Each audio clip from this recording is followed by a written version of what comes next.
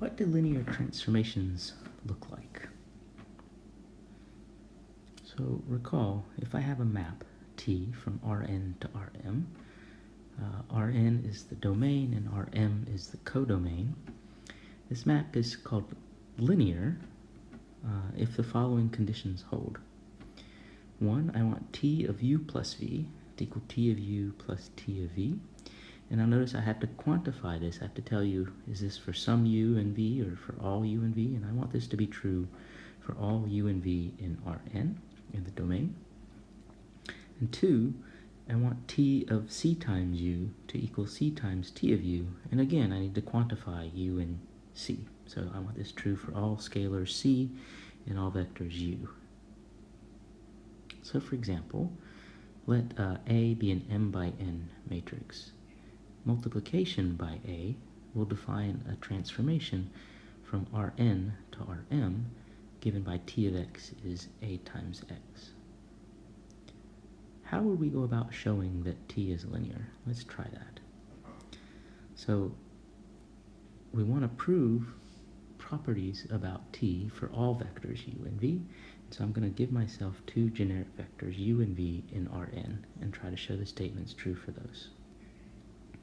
T of u plus v, by definition, is just A times u plus v.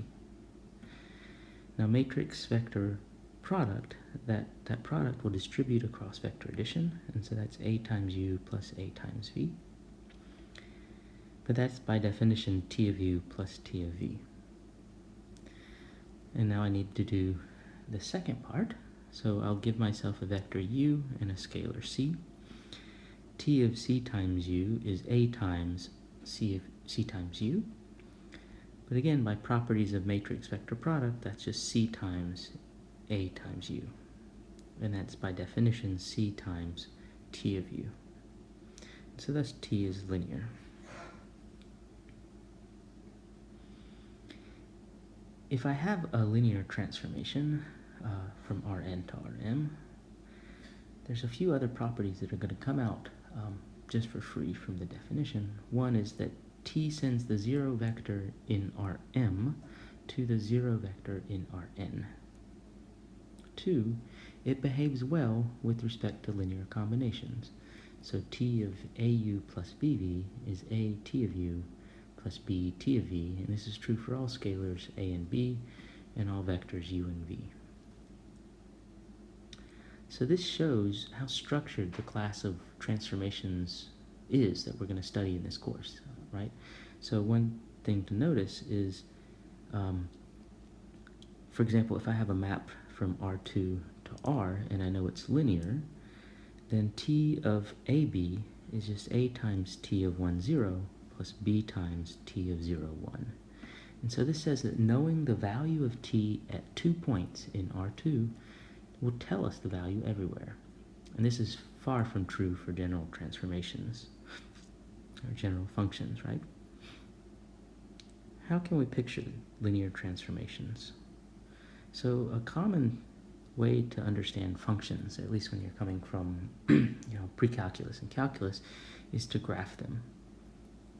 So to graph a function f from R to R requires you to be able to draw in R2. Right, so we have the domain here in the x-axis and the range in the y-axis.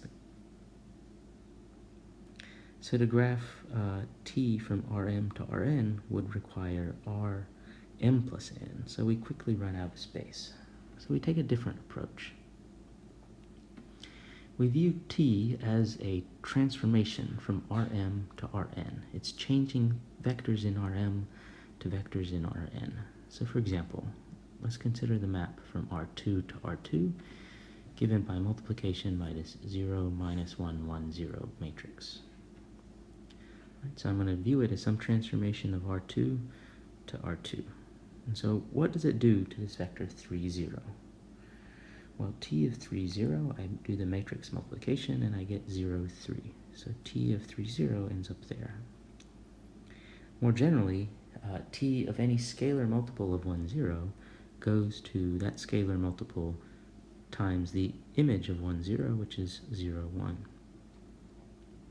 So it takes this yellow line, the positive x-axis, to the yellow line over here, which is the positive y-axis. Now let's do the same thing for 0, 3.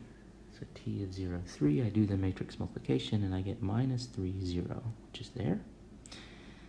And then more generally, for any scalar multiple of 0, 1, I get to the scalar multiple of minus 1, 0.